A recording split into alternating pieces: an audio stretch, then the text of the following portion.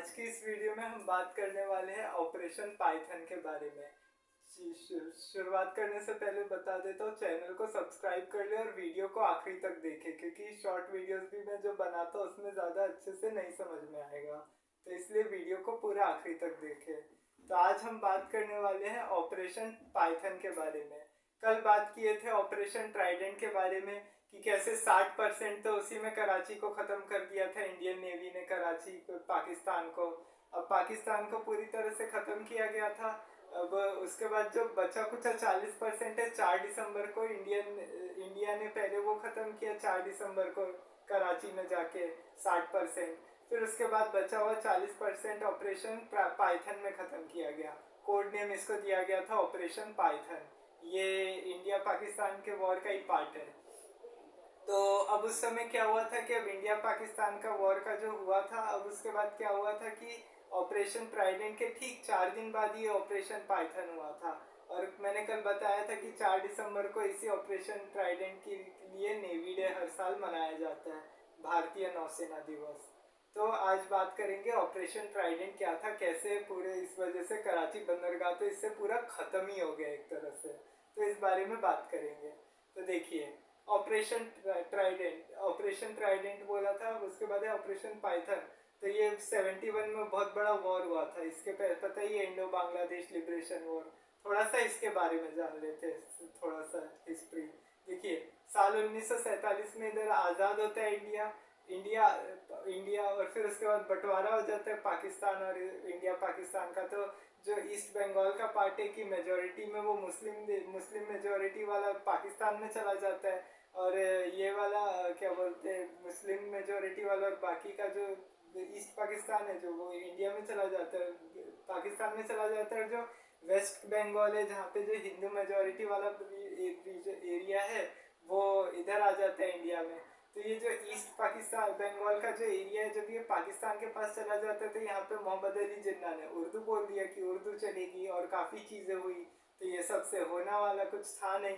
तो अब इस वजह से क्या होता है कि अब काफ़ी समय तक प्रोटेस्ट चलते हैं, लेकिन अब शेख मुजीबुर रहमान ने इसमें अगुवाई की इन सब चीज़ों की।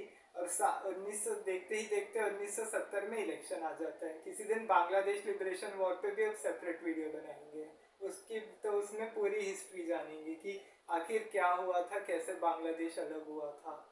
तो देखते ही देखते 1970 में पाकिस्तान में इलेक्शन हो गए।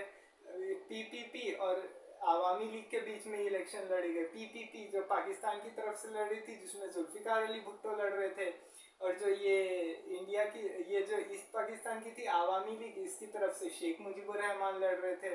तो दोनों के बीच में ये इलेक्शन लड़े जा रहे थे।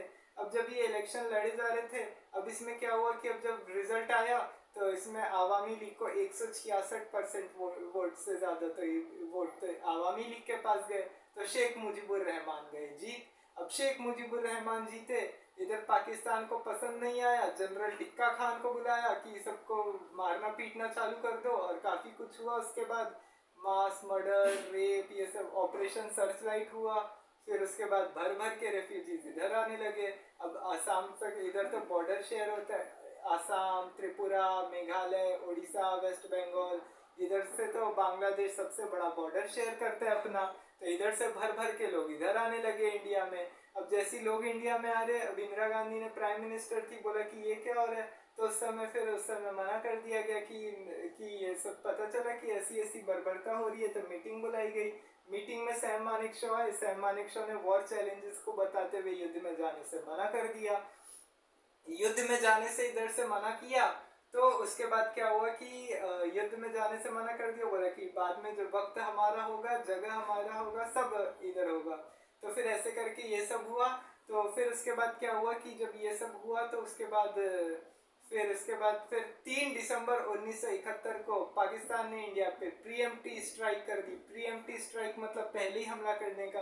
और इंडिया वैसे भी बहुत पहले से ही चाह रहा था कि किसी भी तरीके से पाकिस्तान हम पे हमला कर दे, फिर हम जवाब देंगे इसको, क्योंकि फिर युद्ध में जाने का मौका फिर पता पूरी दुनिया को बताने के लिए ये हो जाएगा ना कि हाँ, पाकिस्तान ने हम पे अटैक किया था सबसे पहले, तो हम युद्ध में गए थे, नहीं तो हम जाते नहीं।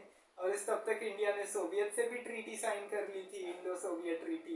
तो पाकिस्तान ने इधर 3 दिसंबर को इधर जम्मू कश्मीर, पठानकोट, अमृतसर, आगरा, अम्बाला, जोधपुर, बीकानेर, जैसलमेर, उत्तरलाई जैसे बड़े बड़े जो जितने भी इंडिया की 11 एयरफील्ड्स पे बमबारी शुरू की। शाम के 5:30 बजे की बात है, और उस समय इंदिरा गांधी कलकत्ता में थी और उन्होंने वहीं से फिर रेडियो मैसेज देके वॉर डिक्लेयर कर दिया।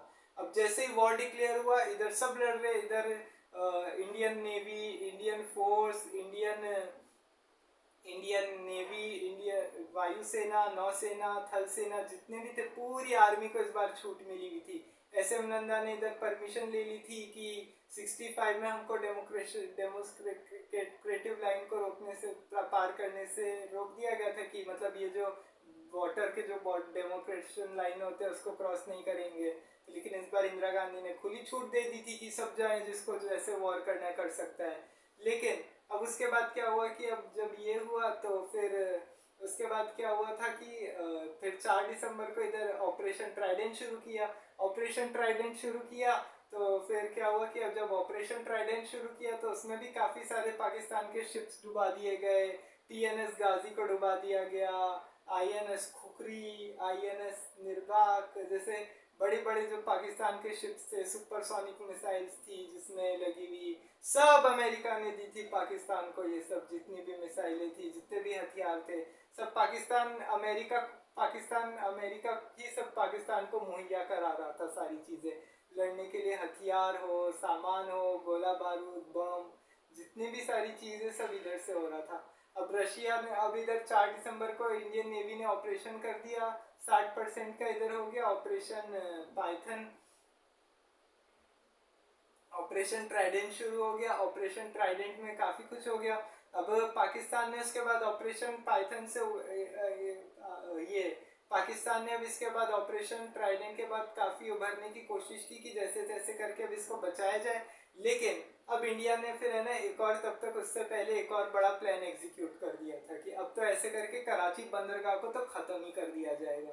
कराची बंदरगाह को क्यों ख़त्म करना ज़रूरी था? क्योंकि वो वहाँ से पूरा ऑयल सब इधर से ही जाता था, सारी चीज़ें इधर होती थी। तो उस वजह से क्या हुआ था कि कराची बंदरगाह को तो वो करना ज़रूरी ही था। तो फिर अब उसके बाद क्या हुआ कि अब 8 दिसंबर का पाकिस्तान ने क्या स्ट्रेटजी अपनाई कि अब हम क्या करेंगे कि अब ऐसे वो वॉरशिप्स के साथ मतलब ऐसे नहीं छुपेंगे कि है ना, ठीक है। अब वो ऐसे दिखाने की कोशिश कर रही थी कि लो अब हम है ना मर्चेंट के जो शिप्स होते हैं ना, जो बिजनेस के लिए जाते हैं, माल वाल जिनसे ढुलते हैं, माल वाल जिससे जाता है एक देश से दूसरे देश में, वो शिप्स के साथ हम लोग घुले मिले रहेंगे, मर्चेंट शिप्स के साथ, ताकि फिर इंडियन नेवी जो है वो हमको फिर पहचान ही नहीं पाएगी। ऐसे करके पाकिस्तान ने ये स्ट्रेटजी अपनाई। तो फिर स्ट्रेटजी अपनाने के बाद में फिर क्या हुआ कि अब लेकिन इंडिया आर्मी ने ऐसा होने नहीं दिया। सबने पहचान लिया, इसमें बब्रुभान यादव इसको लीड कर रहे थे, काफ़ी लोग इसमें थे। तो फिर उन्होंने क्या किया, सबने पहचान लिया कि क्या करना चाहिए। अब शिप्स तो सारे डूब गए थे पाकिस्तान के। अब उसके बाद क्या हुआ कि 8 दिसंबर की रात को 8 दिसंबर की रात को मुंबई अचानक से कराची पोर्ट पे एक शिप आता है। वहां से एक सरफेस टू सरफेस मिसाइल छोड़ता है। वो सरफेस टू सरफेस मिसाइल छोड़ता है। एक मिसाइल तो किमारी ऑयल फार्म पे जाके गिरती है। किमारी ऑयल फार्म पाकिस्तान का वो ऑयल टैंक होता है सबसे बड़ा, उसमें पूरा तेल वेल भरना ये सारी चीज़ों का रहता है। तो वो टैंक पे जाके वो पूरी मिसाइल गिरती है। फिर वो टैंक तो पूरा ख़त्म हो जाता है। फिर उसके बाद जितने भी अलग अलग टैंक्स है, जितने भी पाकिस्तान के जो भी कुछ है, सब चीज़ सारे टैंकों को डुबा दिया जाता है, सब कर दिया जाता है। क्यों? क्योंकि इधर से फिर कराची में फिर अलग अलग और भी एक आध शिप होते हैं। ब्रिटिश का भी इधर शिप होता है बीच में, उसको भी डुबाया जाता है ऑपरेशन ट्राइडेंट में, वो भी डूब गया था वॉर की वजह से। तो ऐसे करके काफ़ी सारी चीज़ें हुई। लेकिन उसके बाद क्या हुआ कि पाकिस्तान ने उधर तब तक सोवियत से मदद मांग ली कि सोवियत हमारी मदद करे पूरा। फिर 8 दिसंबर की रात को क्या हुआ कि यहाँ पे फिर जब जितने केमारी ऑयल फार्म, जितने भी पाकिस्तान के जो फ्यूल टैंक्स थे सब डुबा दिए गए। ऐसे करके जितने भी सारी शिप्स ने, और इस बार भी वही हुआ, पाकिस्तान को बिल्कुल भी नहीं पता चलने दिया कि क्या कहाँ से हमला हुआ, क्या हुआ, क्योस हो गया कि क्या हुआ, कुछ भी नहीं पता चला पाकिस्तान को। सब ऐसे ही डूब गया। क्योंकि अब कोऑर्डिनेट्स भी गलत भेज दिए गए, गलत सलत, तो पाकिस्तान ने भी अपने कुछ शिप्स डुबा ली उस चक्कर में। तो ऐसे करके कोई मिसाइल उनके ऊपर फायर हुई, और ये जितनी भी मिसाइल थी सब सोवियत ने ही दी थी। ऐसे करके फिर कराची पोर्ट, और आपको बता दूं कि जब ये सब हुआ था, ये 2 ऑपरेशन हुए थे, ये दोनों ऑपरेशन के बाद 2 महीने तक पूरा कराची पोर्ट जलता रहा था ऐसी आग में। तो इतना धुआं धुआं हो गया, इतना क्योस हो गया, क्योंकि फिर 2-3 महीना वहां से आग बुझने में टाइम लग गया था कराची पोर्ट पे से। और उस समय कराची, फिर ऐसे कराची में पूरा नेवल ब्लॉकेट लगा दिया ऐसे करके इंडियन आर्मी ने, और इंडियन नेवी ने ब्लॉकेट लगा दिया। और फिर उसके बाद क्या हुआ कि नेवल ब्लॉकेट लग गया, सब कुछ लग गया। इधर अमेरिका ने फिर है ना, अमेरिका से मदद मांगी पाकिस्तान ने कि अमेरिका हमारी मदद करे, लेकिन अमेरिका ने मदद के लिए पेशकश भी की। इधर ब्रिटिश ने अपना ईगल भेज दिया। तो ट्रीटी की कसम देते हुए इंडिया ने सोवियत से मदद मांगी कि सोवियत हमको कैसे भी करके बचाए, लेकिन ऐसा हो नहीं पाया। क्यों? क्योंकि सोवियत उस समय इसलिए नहीं बचा पाया क्योंकि सोवियत ने बचा लिया, क्योंकि बोल दिया था कि भारत पे हमला करोगे तो हमारे ऊपर माना जाएगा। तो ऐसे करके अमेरिका भी मदद कर नहीं पाया। फिर ऐसे करके पूरी आर्मी का, पाकिस्तान की आर्मी का मोरल डाउन हो गया ऐसे करके। फिर जो उस समय पाकिस्तान के नेवी चीफ थे, उन्होंने भी काफ़ी है ना कोशिश की कि इन लोग का मोरल हाई रखा जाए, ऐसे करके बहुत कोशिश की कि है ना नहीं डूबने दिया जाए। लेकिन अब एक के बाद एक सारा नुकसान हो गया उधर। तब तक लोंगेवाला में भी युद्ध का बिगुल बज चुका था। 8 दिसंबर की सुबह पाकिस्तानियों को हरा दिया था इधर राजस्थान के पास लोंगेवाला में। तो उधर से भी सब जमीन पे इधर उधर सब जगह से तो पाकिस्तान को हार ही मिल रही थी। यूएन में भी इसकी काफ़ी पेशकश की गई मदद की, लेकिन तब तक देर हो चुकी थी और सोवियत ने आके वीटो कर दिया कि यूनाइटेड नेशन भी इसमें अब आगे कुछ नहीं कर सकता। तो फिर उसके बाद क्या हुआ, फिर 15 दिसंबर तक आते आते फिर इंडियन आर्मी ढाका में सरेंडर कर गई, ढाका तक एंटर कर चुकी थी।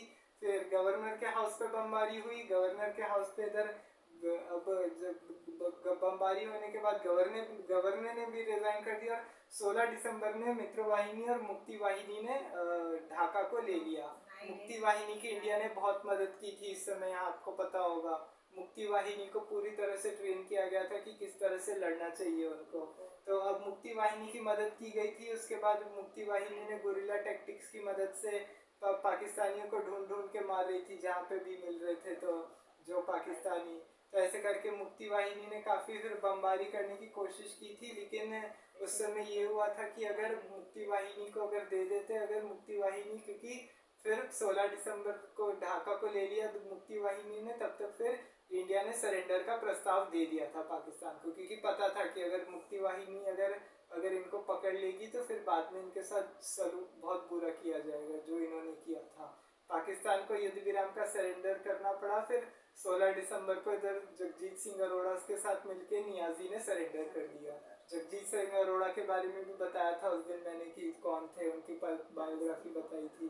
तो ये सरेंडर हो गया, ईस्ट पाकिस्तान का लिबरेट करके बांग्लादेश बना दिया गया। तो हर साल 16 दिसंबर को भी विजय दिवस मनाया जाता है भारत में। तो ये था ऑपरेशन पाइथन के बारे में। इसी के साथ अगली वीडियो में मिलेंगे, तब तक के लिए जय हिंद, जय भारत। चैनल को सब्सक्राइब जरूर कर दें और वीडियो को आखिरी तक देखें।